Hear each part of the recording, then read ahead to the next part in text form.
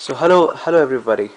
This is Tutu Matthew speaking, and I'm in my laboratory right now. So just to see the uh, final view of my testing, because with this everything is done. So here we see the LabVIEW program. So we have a continuous picture of what's going on in the vaccine.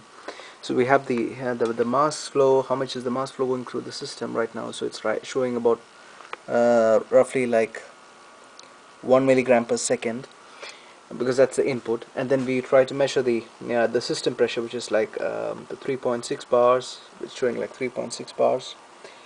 And then also we measure the temperature, the temperature in the chamber.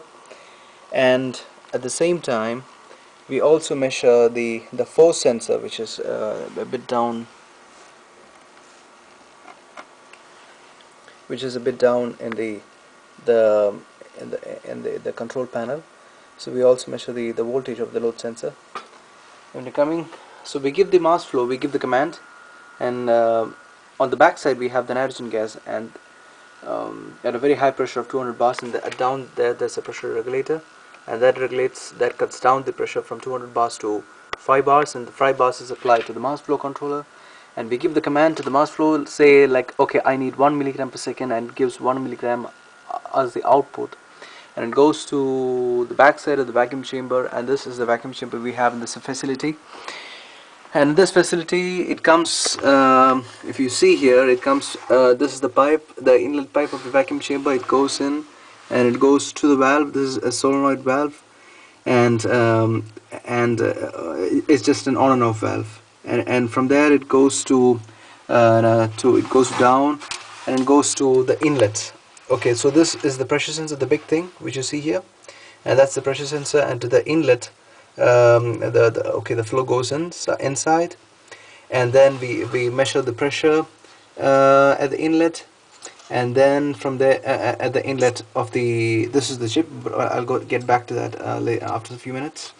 And then this is the feeding system. So it's like from here, so to connect, so the whole thing which you see right here is actually an interfacing stuff to connect a 1/4 of inch tubing to a very small needle, which you see here right now. Which you see, this one, this is the needle, this the very small thing, the bent one. Can give a close-up of that. And if you would like to see, and right now I'm giving a 1 milligram per second mass flow, and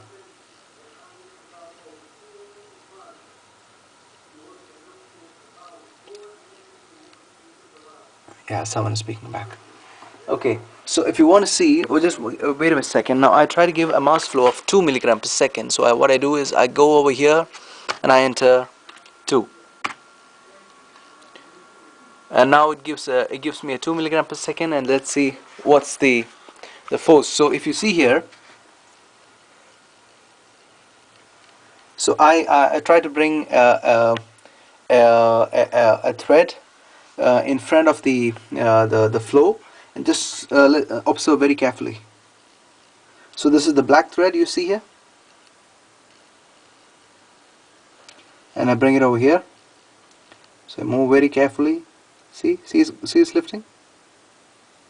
That's the flow. And I take it back again. Goes back, and I bring it again back.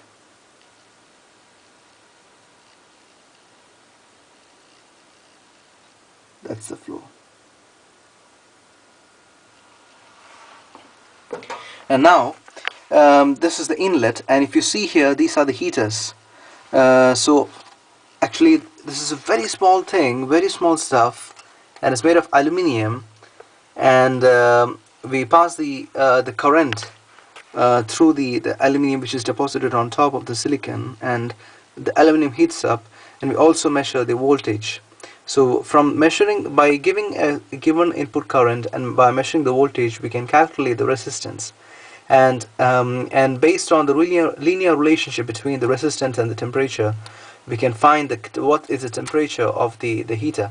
And from there we can find how much is how hot is the silicon chip. And